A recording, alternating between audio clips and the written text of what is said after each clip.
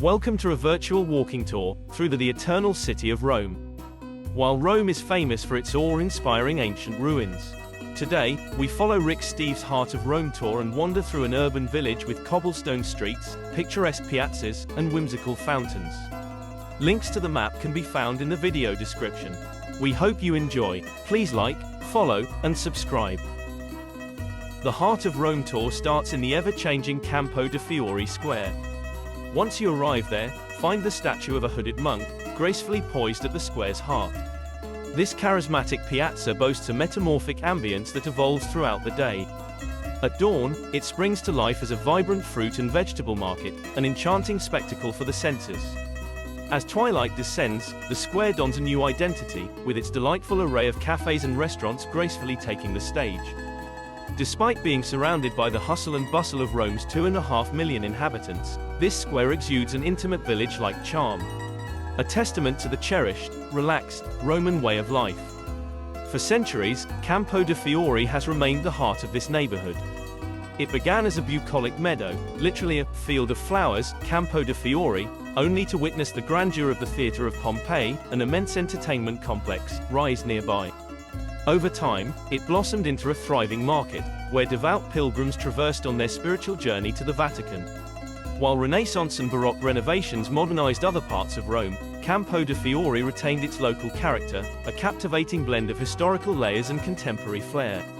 Take a closer look at the eastern end of the square, just behind the monk statue. Marvel at the seamless integration of weathered apartments into ancient structures.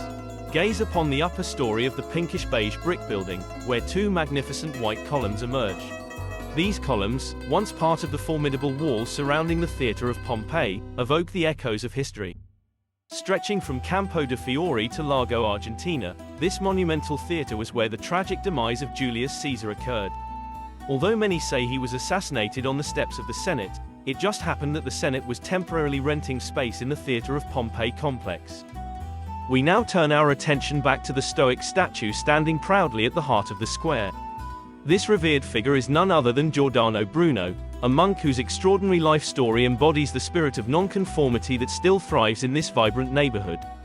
Bruno, a Dominican priest of the 16th century, possessed an unwavering outspokenness that ultimately shaped his destiny.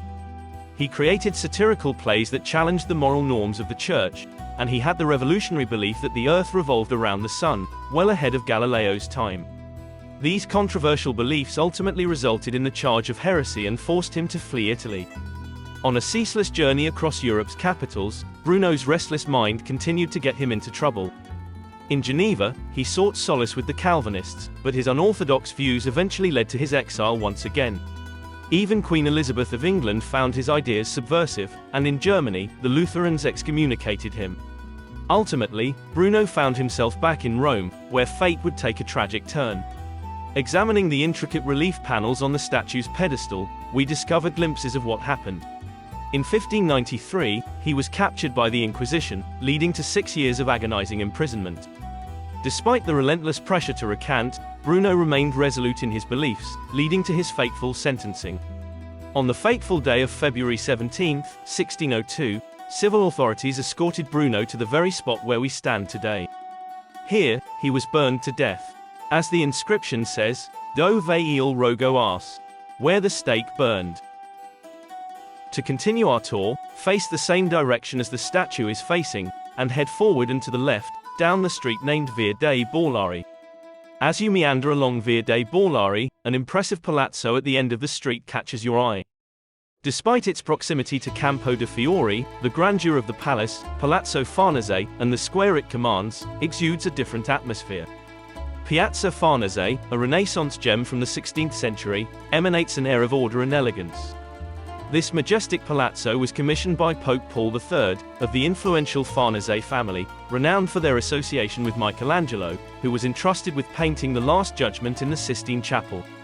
The Farnese family, eager to make a statement, sought Michelangelo's expertise to design the upper level of the palazzo. Take a moment to admire the remarkable cornice, a protruding roofline that captivates the eye. Michelangelo's masterful touch included widening the central window on the facade, enhancing the symmetry and drawing attention to the balcony where the Pope delivered speeches. Notice the flags adorning the entrance and the presence of security, as the Palazzo now serves as the residence of the French embassy. This influential facade played a significant role in popularizing a distinctive architectural style that you will encounter throughout our journey. Take note of the prominent main doorway featuring rustic stone blocks, and the pilasters seamlessly integrated into the facade, some rounded, others square. Marvel at the windows crowned with triangular pediments or semi-arches, and appreciate the balustrades on the balconies, present in both grand and modest structures. Now, let's shift our focus to the piazza, which are adorned with twin fountains on opposite sides of the square. The Farnese family had these fountains crafted from ancient granite tubs, plucked straight from the ruins of the baths of Caracalla. Since the Farneses funded the archaeological excavations, they got first dibs on these remarkable relics. Rome is a city renowned for its fountains that have become an integral part of its rich heritage.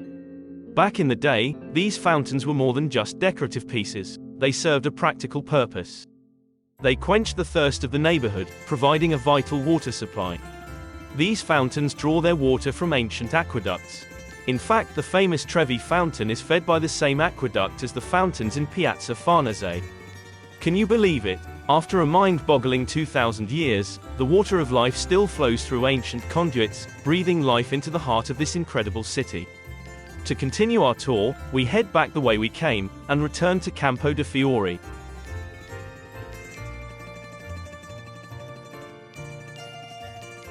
Once we arrive, we proceed straight across the square and exit on the other side, embarking on our journey down the enchanting Via del Corso.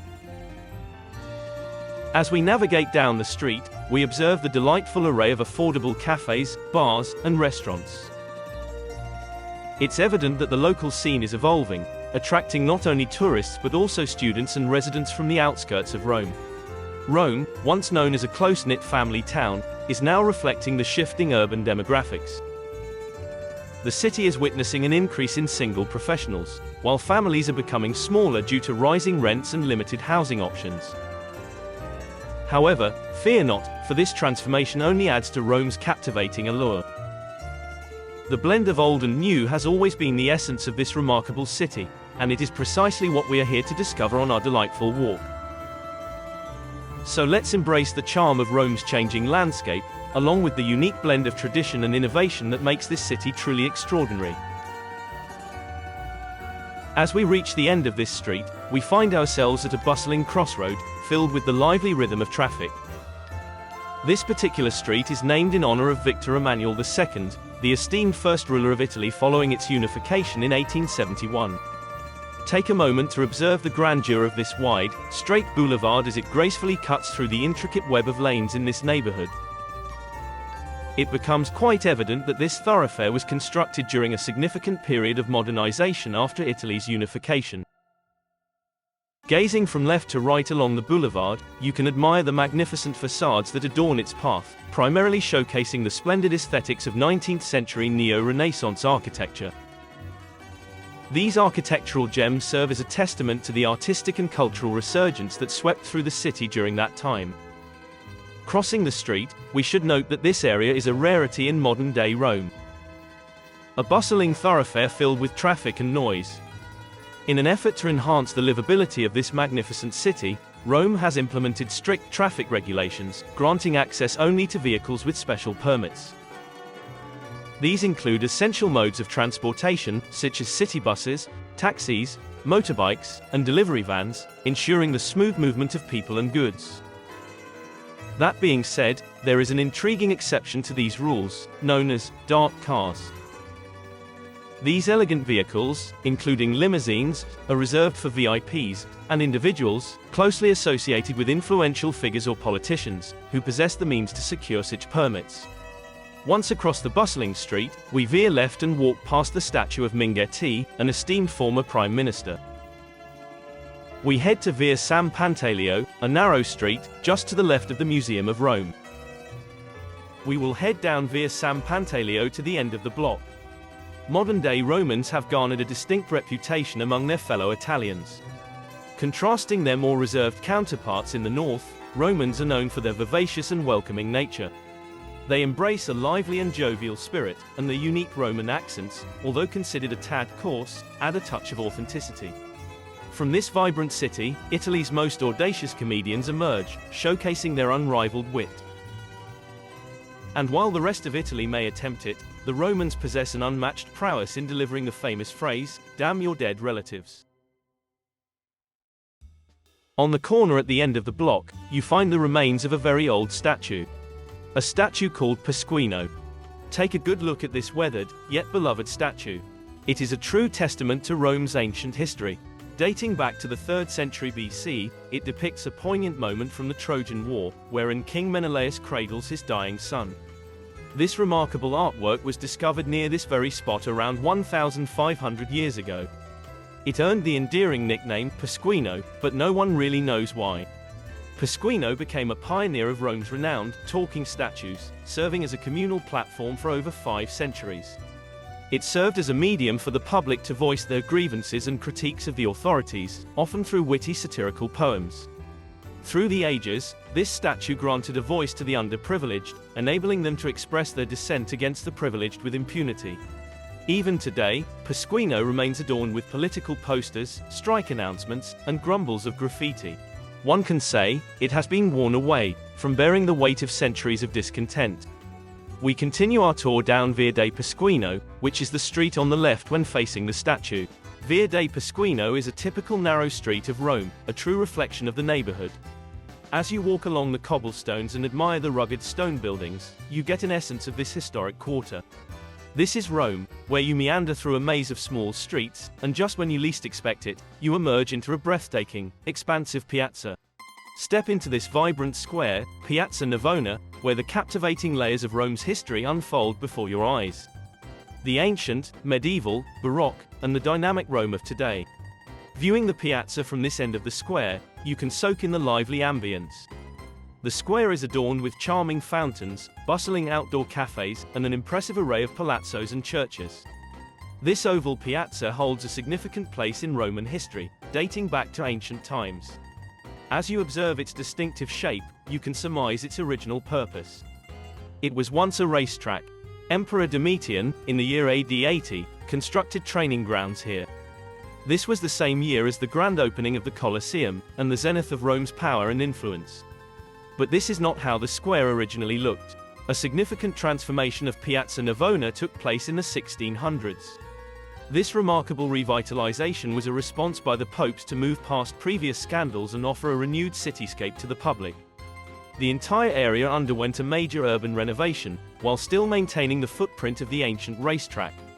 During this time, Rome experienced an incredible surge of energy, with new street plans designed for greater efficiency, the construction of magnificent palaces, and the creation of splendid public spaces like this iconic piazza. Walking into the square, we will encounter 3 exquisite fountains. On the left side of the first fountain, we find the impressive Palazzo Pamphilj, which currently serves as the Brazilian embassy. The Pamphilj family, known for their immense support of the arts, played a significant role in the development of this square. In fact, one of them became Pope Innocent X, who had a visionary hand in shaping Piazza Navona into the remarkable space we admire today. As we make our way around the first fountain, an intriguing sight awaits us. In the center, a captivating statue depicts a fascinating encounter between a Moor, or African, engaged in a wrestling match with a dolphin. Encircling this captivating scene, we find a ring of tritons, their conch shells resonating with melodious tunes. It's important to note that during the 17th century in Rome, the depiction of Moors held a significant allure. They were seen as exotic and mystical. Let's continue our walk to the most renowned fountain in Piazza Navona, located in the heart of the square. It is called the Four Rivers Fountain, and is adorned with an impressive Egyptian obelisk. This majestic obelisk is just the first of many we'll encounter on our journey. Rome proudly boasts a staggering 13 ancient obelisks, surpassing any other city in the world. The ancient Romans held a deep fascination for these towering structures. Symbolizing their triumph over the mighty Egyptian Empire, these obelisks showcased Rome's power and grandeur. The very obelisk before us was originally raised around AD 80, not far from here at a temple dedicated to the revered cult of Isis. With the fall of Rome, the obelisk fell as well. However, the Christian popes, the new rulers of Rome, were drawn to the idea of these columns as symbols of their authority. Starting in the 1580s, they undertook the remarkable task of re-erecting these obelisks, now adorned with Christian crosses as a testament to their reign. Walking around the magnificent Four Rivers Fountain, you can admire the craftsmanship of the renowned Gian Lorenzo Bernini, the mastermind behind Rome's Baroque transformation. The obelisk is surrounded by four powerful river gods, representing the four corners of creation. With horses galloping through rocky landscapes, and exotic flora and fauna, the far reaches of the globe are represented in this mesmerizing creation. We'll now take a closer look at this remarkable fountain, studying each side as we walk around it in a counterclockwise direction. We start with a powerful god, known as the Danube, who symbolizes the majestic continent of Europe. Observe his intricate pose as he leans back, delicately touching the pillar with one hand. He is touching the coat of arms of the Pamphilj Pope, the patron who commissioned the creation of this extraordinary fountain. Continuing counterclockwise around the fountain, the next statue is Ganges, representing Asia. He is an aged, bearded man, firmly gripping an oar between his legs. This oar represents the navigability of the river through India. Continuing, we see details like a palm tree, which added an exotic touch to this masterpiece. The next river god is the Nile, personifying the continent of Africa. Notice how the figure's head is covered with a cloth, representing the mystery surrounding the Nile's origins in ancient times. Let's now proceed to the last statue, which depicts the Rio de la Plata from Uruguay, symbolizing the Americas. As you observe this sculpture, you'll notice the god tumbling backward in astonishment. Take note of the distinctive facial features, showcasing how Europeans in the 1600s struggled to accurately portray the indigenous people of the Americas. Below the statue lies a pile of silver coins, symbolizing the abundant wealth that was easily attainable in the New World. Now, let's follow the Plata River's divine gaze as it leads us upward, guiding our attention to the magnificent church of Sant'Agnese that presides over the square. This awe-inspiring sanctuary stands as a testament to the genius of Francesco Borromini, Rome's esteemed master of Baroque architecture. Borromini's unmistakable touch is evident in the church's design, characterized by his signature motif of gracefully curving lines. Take a moment to appreciate how the facade gently curves inwards, skillfully drawing our eyes towards the splendid dome above. This elaborate frontage, crafted by Borromini, beautifully exemplifies the symmetrical elegance of the Baroque era. However, it also cunningly plays with our perception. While the facade appears monumental in size, hinting at grandeur within, the actual interior of the church reveals a delightful surprise. Its width is no greater than that of the four central columns gracing the entrance. Borromini started as Bernini's pupil, but he eventually became his formidable rival. According to legend, when Bernini constructed this fountain, he cleverly had the river god Plata gaze up at Borromini's church, then dramatically tumble backward in horror. It certainly appears that way, and it's a captivating tale for tour guides to share. However, in reality, the fountain was completed before Borromini even embarked on the construction of the church square. The final fountain, at the end of the square, is the Neptune Fountain, another Bernini masterpiece where Neptune, the Roman god of the sea, duels an octopus. Piazza Navona is a wonderful spot to take a moment and soak in the vibrant ambience of Rome. It's the perfect place to indulge in a meal or grab a quick bite at a charming local cafe. And for a truly extraordinary experience, don't miss out on trying Italy's renowned Tartufo. This exquisite chocolate truffle dessert was crafted by the esteemed Trevi Scalini, a beloved Piazza Navona establishment that has been delighting customers with this decadent treat since the 1940s. After you have enjoyed Piazza Navona, we continue our tour by facing eastward from the Four Rivers Fountain, walking away from Trevi Scalini and the splendid Borromini's church. On the other side of the square, you will head down a short, narrow street called Corsia Agonale. As you look ahead, across the bustling street, your eyes will be drawn to the majestic Palazzo Madama. This remarkable Renaissance palace derives its name from Madame Margherita, a Medici family member through marriage.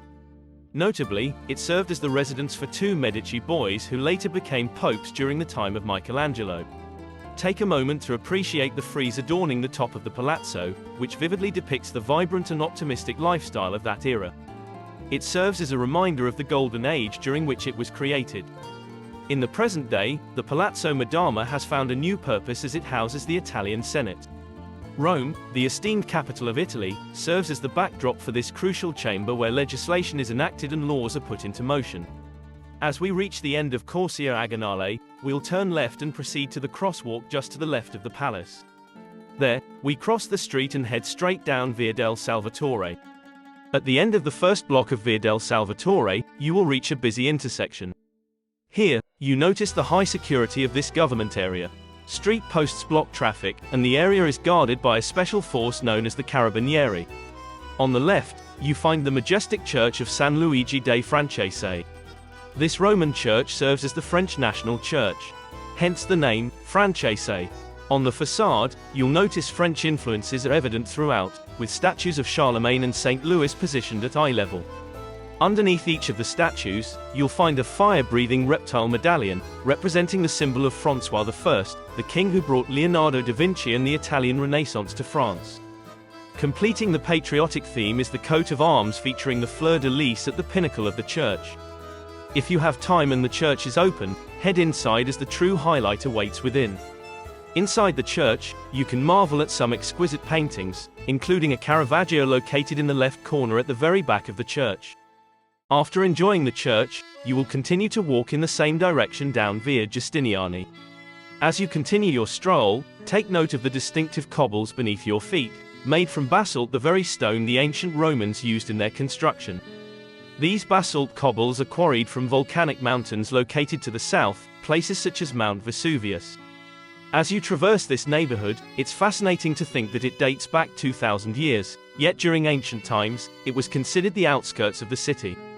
The bustling heart of Rome, the Forum, served as the city's business center, where people lived and worked. This neighborhood was called Campus Martius, and in ancient times, it spanned nearly 500 acres, which is 5 times the size of Disneyland. It functioned as a military training ground, complete with open fields, parade grounds, barracks, and amphitheaters for fighters. Within its vast expanse, you could find racetracks akin to the Piazza Navona, as well as temples dedicated to the gods, such as the Pantheon. As Rome's fortunes shifted, this neighborhood rose in prominence. As the Forum was continually pillaged by barbarians, medieval Romans sought refuge here, attracted by its naturally flat terrain nestled in the bend of the Tiber River.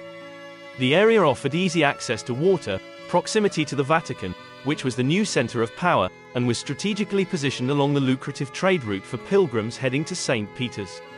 Now, let's return to those charming cobbles. Presently, there's an ongoing debate concerning their future. Some argue for their replacement with modern pavement, which would offer greater practicality and comfort. Others passionately advocate for preserving them as they are, a way to honor and cherish this integral part of their heritage, preserving the character of this ancient neighborhood. As we round the bend, we reach our next main attraction, the Pantheon. The Pantheon is one of the most spectacular surviving buildings from ancient Rome. Its name says it all, as it translates to Pan, all, Theos, the gods, signifying its dedication to all of the gods. As we approach this architectural marvel, feast your eyes on the sheer grandeur of the Pantheon's columns. They stand an impressive 40 feet, and each was carved from a single chunk of granite. They form the backbone of the temple, supporting an impressive triangular-shaped pediment. If you look at the inscription, M. Agrippa LF, it seems to credit Marcus Agrippa for the Pantheon's construction, but the true mastermind behind this masterpiece was none other than Emperor Hadrian himself, who had it constructed around 120 AD. The Pantheon stands as it did in ancient times, right in the heart of a vibrant piazza. It was a lively gathering place surrounded with columns that created shaded walkways. This piazza culture is still thriving throughout Italy today. As we stand here in the piazza, you might notice that it's ever so slightly sloped towards the Pantheon. Well, that's not by design. Over the centuries, the flooding of the Tiber River has left behind its deposits of sediment, raising the ground level to the gentle slope we see today. Originally the square was lower, and there was a staircase to ascend to the Pantheon. In the center of the piazza, you see our classic fountain with an ancient obelisk. The obelisk was originally part of a sanctuary dedicated to the Egyptian goddess Isis. The ancient Romans had no qualms about embracing deities from different cultures. Plus, with Egypt being a major grain supplier, they were more than happy to provide a place of worship for Egyptian businessmen, right here in Rome. Finally, as impressive as the outside of the Pantheon is, if you have tickets, don't miss the breathtaking interior. Inside, you are surrounded by a magnificent domed ceiling, with a huge diameter of 142 feet, and soaring 143 feet high. This dome served as inspiration for later architectural masterpieces, like Michelangelo's dome at St. Peter's Basilica, and Brunelleschi's dome at Florence's Duomo. Once your visit to the Pantheon is complete, we continue our journey by facing away from the front of the Pantheon, making a slight turn to the right, and heading uphill to a charming coffee shop called Tazza d'Oro, which happens to be one of Rome's finest. Its history traces back to the days when this very area was granted a special license to roast coffee beans, making it a unique and celebrated destination. For locals, a visit to Tazza d'Oro means indulging in a shot of espresso, or on a hot day, savoring a refreshing coffee slush. If the coffee shop is open, I encourage you to step inside and immerse yourself in the ambience of a classic Italian cafe scene. The aroma of freshly brewed coffee and the lively energy of the patrons create an unforgettable experience. In Rome, taking your coffee to go is simply not done. Here, locals pay for their order at the cashier and then present the receipt to the barista, get their coffee, and drink it at the bar, savoring the moment with a graceful pause. This timeless ritual has remained unchanged since the early 1980s, when an American named Howard Schultz visited Italy. Inspired by the cafe culture here, he went on to establish a fancy coffee shop back in Seattle. You may have heard of it. Starbucks, of course, which is actually now making its way back to Italy. After savoring your coffee, continue your stroll up Via degli Orfani.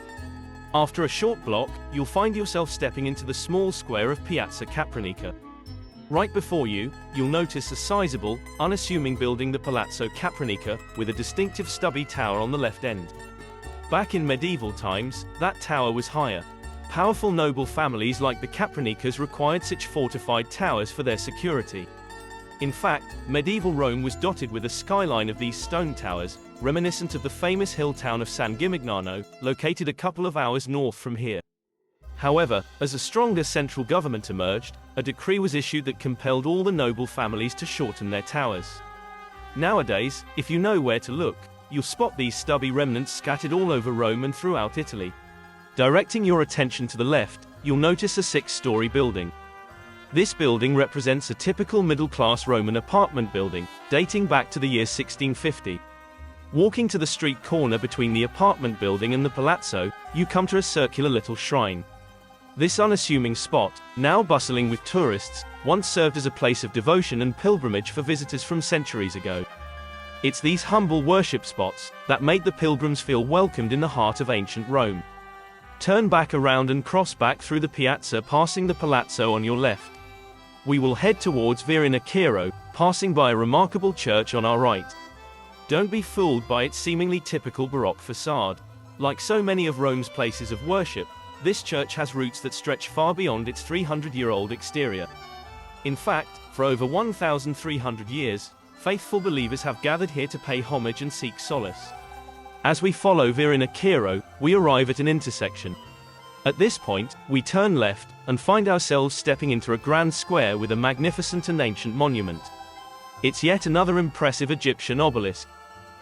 This ancient obelisk dates all the way back to the 6th century BC. Originally standing tall within an Egyptian temple, this extraordinary monument served as a powerful symbol of reverence to the sun god Ra.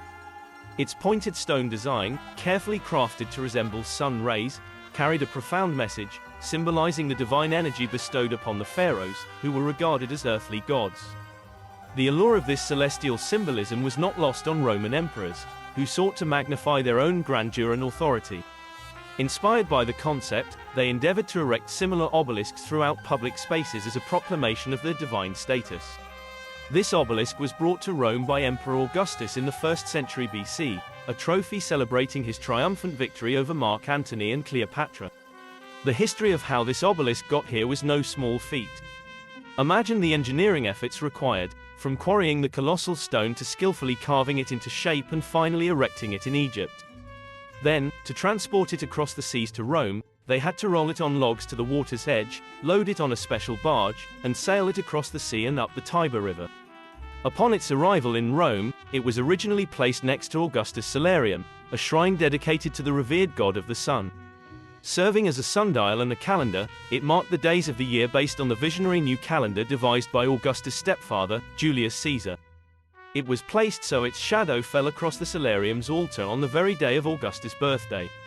Through the ages, this ancient obelisk faced the test of time. Following the fall of Rome, it was briefly lost. In the 1700s, it resurfaced and was finally re-erected here. As with their pharaoh and emperor predecessors, popes of the time also saw themselves as divinely ordained rulers on earth. They adorned these obelisks with crosses, marking a profound shift from pre-Christian symbolism to Christian authority. Remarkably, this obelisk remains unique in Rome, still crowned with its pre-Christian ornament, a globe adorned with a sun ray. Now, we move on to the Parliament building, standing tall behind the ancient obelisk. Here, the lower chamber of Congress gathers to govern the nation of Italy. Due to its importance, you'll find barricades and security measures surrounding this significant landmark. Take a moment to admire the rich history of the palazzo as you notice the relief to the right of the door, featuring Lady Justice. Before the unification of Italy in the 19th century, this building served as the High Court of the Papal State. The splendid facade, designed by the renowned Bernini, exudes elegance and grandeur, with its slight bulge in the middle, adding a touch of majesty to this charming square. Pay attention to the strips of jagged stones at either end of the facade, showcasing a rustic, back-to-nature style that was popular during the Baroque age. You'll find more of these fascinating fake grotto stones shortly, when we visit the magnificent Trevi Fountain. We proceed with our tour by walking down the street to the right of the piazza. This will lead us to Piazza Colonna. As we walk, you'll notice a gentle downhill slope. This is because the Parliament Palace is situated atop Monte Citorio, one of ancient Rome's tiniest man-made hills. Interestingly, this hill is a result of the mound of dirt that was excavated during the construction of Augustus' monument to the sun. As we arrive at Piazza Colonna, our eyes are drawn to an imposing sight. A colossal column that has graced this spot since the 2nd century AD. Rising to a height of exactly 100 Roman feet, which is about 97 feet today, this remarkable structure stands on a 30-foot base atop a platform. Carved from the finest white marble sourced from the famed quarries of Carrara in northern Italy, this material was also beloved by the renowned artist Michelangelo. As we approach the column, you'll notice that it is not crafted from a single piece of marble. Instead, it consists of 28 cylindrical blocks stacked together like a series of impressive 10-ton checkers. The column is adorned with a captivating frieze that winds its way from the bottom to the very top. This intricate carving narrates the story of Emperor Marcus Aurelius battling the barbarians around 170 AD.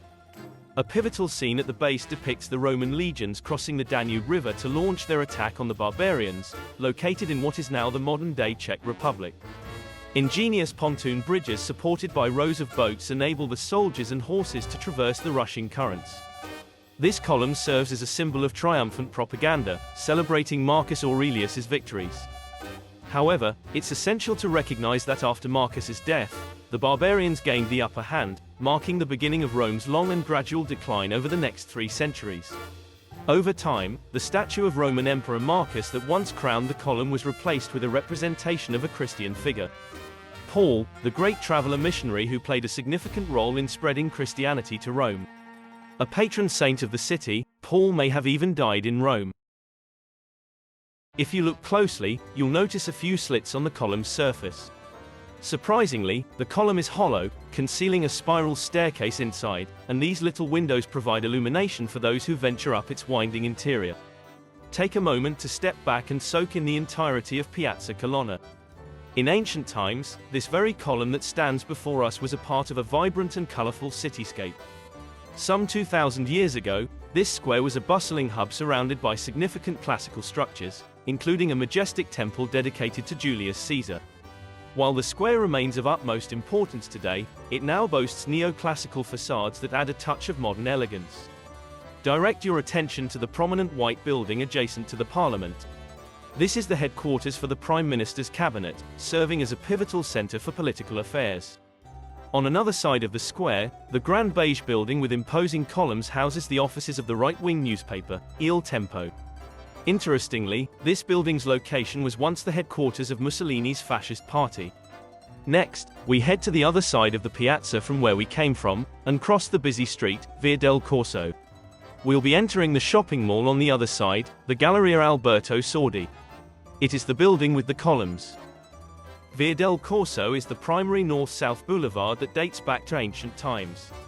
Once known as the Via Flaminia, this was the main highway stretching from Rome all the way across Italy to the Adriatic coast. Over the centuries, this street was used by numerous pilgrims making their way to the Vatican.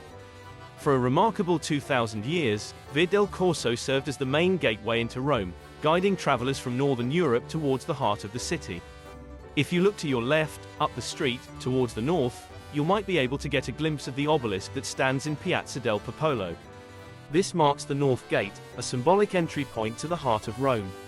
Turning your attention to the right, you can see a grand edifice in the distance. This is the Victor Emanuel Monument. This majestic structure marks the center of ancient Rome. The name for this street originates from a renowned medieval horse race, or corso, which used to occur during the Carnival season leading up to Lent. This exhilarating tradition persisted until the late 1800s when a series of fatal accidents unfortunately led to its cancellation. In 1854, Via del Corso became a pioneer among Rome's streets as it was among the first to be illuminated by gas lamps. Today, it remains a vibrant thoroughfare housing some of the city's most chic and fashionable shops.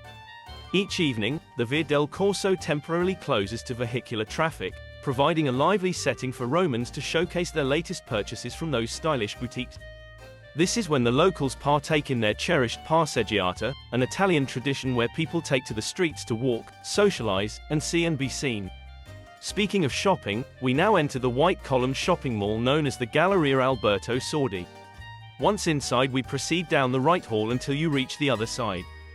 As you walk through the Galleria Sordi, take a moment to appreciate the Art Nouveau decor that has graced this shopping mall for nearly a century. Observe the magnificent stained glass skylight above, casting a colorful glow over the mosaic floors below. The elegant carved woodwork adds to the grandeur of this space. Similar grand galleries were constructed throughout Italy in the late 1800s, reflecting the spirit of a newly united and proud nation. By the way, it's interesting to note that the Galleria Sordi recently underwent a name change, in 2009, to honor a beloved Italian movie actor renowned for his work in Fellini films. We exit the gallery out the far right end.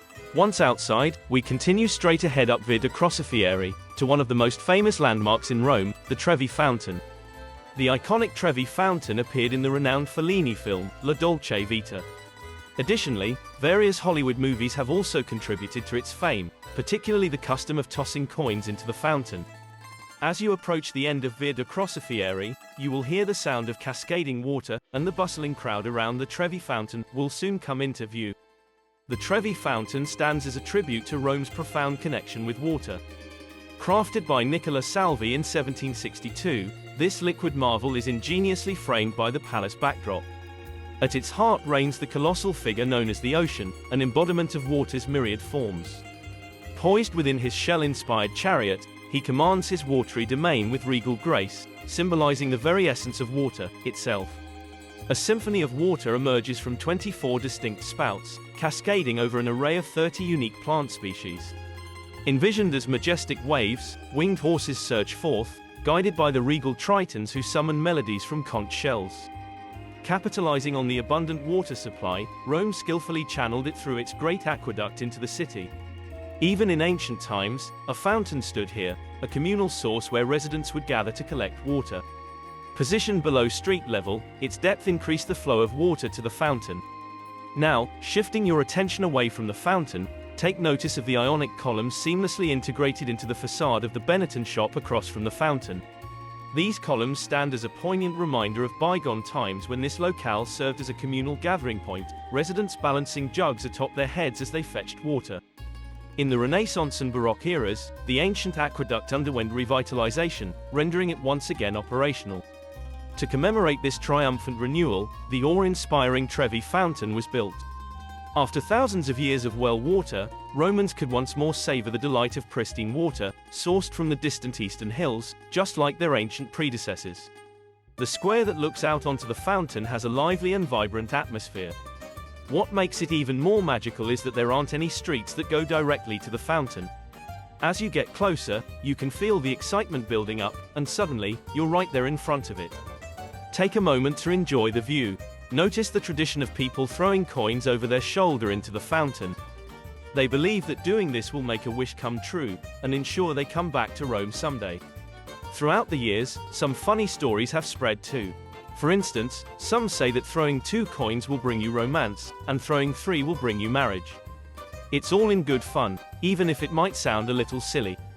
But that's the charm of Rome. You can come up with your own wish and give it a shot by tossing a coin into the fountain. After spending some time at the Trevi Fountain, we continue our walk by facing the fountain and heading along the right side of it to get to Via del Stamperia. This street will lead you to cross Via del Tritone and get to Via del Nazareno. A little ways down that street you will get a small glimpse of the ancient Aqua Virgo Roman aqueduct. As we walk, we can talk more about the city's renowned fountains. You've already seen some remarkable ones on our journey. What makes these fountains so special is their source of water. Fresh spring water that has been coursing through the city for centuries, thanks to an incredible engineering feat. The Roman aqueducts. These aqueducts were the lifelines of ancient Rome, ensuring its residents had access to some of the purest water in Europe. Even in ancient times, Romans cherished water as an essential amenity, available to all, regardless of their social class. Public baths were a favorite pastime, offering a place to relax in steam rooms and cool off in swimming pools. Public latrines were surprisingly advanced, with water flowing beneath the seats to wash everything away. Instead of modern toilet paper, they used a sponge on a stick, rinsed in the swiftly flowing water below. Wealthy Romans even had water piped directly into their homes. Now, where did all this remarkable water come from? Well, it certainly didn't come from the muddy Tiber River, which served as the city's ancient sewage system. The ingenious solution was to bring in fresh water from the distant hillsides, like the springs near Tivoli, some 25 miles away. This was achieved through an intricate system of aqueducts, powered entirely by gravity. The water flowed gently downhill through stone channels, mostly underground. However, when faced with obstacles like rivers, gorges, or steep elevation changes, they constructed the iconic aqueducts. These stone bridges carried a small channel of water across the top. At its zenith, ancient Rome boasted an astonishing 9 separate aqueduct systems, some stretching over 50 miles to its precious water source. The water was collected in reservoirs and then channeled through pipes to serve the citizens. The wealthy could afford direct access, while the less fortunate obtained their water from neighborhood fountains. This rich history is why Rome is adorned with so many charming fountains, each telling its own watery story. The Trevi Fountain boasts Mr. Ocean, while the Four Rivers features majestic river gods. Walking around Rome you'll find fountains adorned with sea nymphs, Neptune, boats, turtles, and horn-blowing tritons. Speaking of tritons, we are now approaching the bustling crossroads known as Via del Tritone, the Street of the Tritons. After we cross Via del Tritone, we will head about 30 meters down Via del Nazareno. There, you'll see a black iron fence on the left. Peer through the gate, and you'll get a glimpse of an exposed bit of ancient aqueduct. This is the Aqua Virgine, and an inscription says it was rebuilt by the Emperor Claudius in AD 4, after it was dismantled by his predecessor, Caligula. Now, let's continue down the street. Romans still get their water from the surrounding hills, using some of the original aqueduct system from 2,000 years ago. In fact, the Aqua Virgine system still feeds the Trevi Fountain. After the aqueduct, 50 meters or so down Via del Nazareno, you will reach a T intersection. There, we turn right on Via di Sant'Andrea della Fratte. On the right, you can notice number 16. This is the low-key national headquarters of Italy's Democratic Party, the PD. We will continue down Via di Sant'Andrea della Fratte, and make a slight left onto Via di Propaganda. The name of this street stems from its historical significance, as the very place from which the Catholic Church propagated or spread its message to the world. Halfway up the street, you will reach building number 1. This elegant structure, adorned in white and yellow, is none other than the Palace of the Propagation of Faith, also known as Propaganda Fide. What makes this building even more remarkable is its architectural pedigree. It was crafted by both Bernini and Borromini. As we look closely at the facade, you'll notice Borromini's artistic touch, evident in the gracefully curved lines adorning the entryways and higher up on the cornice. These details are a testament to the creativity of this Baroque genius. Also, the yellow flag is a reminder that the Vatican still retains ownership of this magnificent palace. We continue down this street, to a square. Back in the 1600s, the Propaganda Palace held immense significance. It served as the headquarters of the Catholic Church's public relations department, a role of utmost importance especially in the aftermath of the Reformation. In the 1800s, this department had a pivotal mission to educate the masses about a theological doctrine known as the Immaculate Conception. This doctrine asserted not only the purity of Jesus at birth, but also that his mother, Mary, was also conceived without sin. While this idea had been circulating since medieval times, it wasn't until 1854 that Pope Pius IX officially proclaimed it as a dogma of the Catholic faith. To commemorate this significant proclamation, a grand monument was commissioned, which graces the square we have just arrived at. There, in the center of the square stands the column of the Immaculate Conception. At the top of the column stands a bronze statue of the Virgin Mary, who is depicted with all of her traditional symbols. She wears a diadem of stars for a halo, and she is standing atop a crescent moon atop a globe of the earth, which is crushing a satanic serpent. The architect of the column, Luigi Paletti, deliberately chose to place Mary on top of an ancient Roman column. This was to symbolize the fact that the doctrine of the Immaculate Conception has a long and venerable tradition. At the base of the column are 4 statues of figures that gave portent of the virgin birth: King David, Isaiah the prophet, Ezekiel the seer, and Moses. We proceed with our tour by heading straight towards our last destination, the renowned Spanish Steps.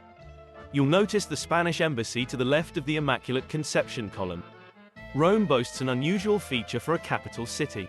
It hosts twice the number of embassies. This is because every country maintains 2 embassies here, one to Italy and another to the Vatican. The Spanish embassy we see here serves the Vatican, and it's this very embassy that lends its name to the square and the iconic steps that lie just ahead. The Spanish Steps. This grand staircase is one of Rome's classic gathering spots. The elegant, gracefully curving steps consist of 138 individual stairs, leading you up from the Piazza di Spagna. As you climb, you'll notice the steps fan out around a central terrace, forming a distinctive butterfly shape. This unique design culminates with yet one last obelisk, framed by 2 splendid Baroque church towers. At the base of the steps, you'll see the aptly named sinking boat fountain. Crafted by the famous sculptor Bernini, although, to be clear, it was probably his father, Pietro Bernini, not Gian Lorenzo. This fountain relies on the same ancient aqueduct we explored earlier, the Aqua Virgin. Because the water pressure here is quite low, water cannot shoot high into the air. As a result, Bernini ingeniously designed it to be an artful sinking boat filled with water. The Piazza di Spagna and the Spanish Steps got their names from the very Spanish embassy we just passed. It's been an integral part of this neighborhood for about 3 centuries. Over the years, it's been a popular hangout for many romantics, including famous figures like Richard Wagner and Goethe. For British aristocrats in the 19th century, this place was the culmination of their grand tour of Europe's most famous sights. They journeyed to Rome to explore its decaying ruins, savor the warm Mediterranean climate, and embrace the laid-back Roman way of life. You may be interested to know that the renowned British poet John Keats, a member of this romantic circle, pondered the essence of life while residing in the Orange Building on the right side of the steps. It was here that, at the tender age of 25, he succumbed to tuberculosis. Just across the square at number 66, another romantic poet, Lord Byron, made his home. As we stand on the Spanish Steps, concluding our magnificent tour, consider the centuries of history, art, and culture that have been embraced by those who have gathered here. Feel the unique atmosphere that has inspired countless souls over the years. We hope you've enjoyed this slice of Rome. Thanks for watching. Please like, follow, and subscribe.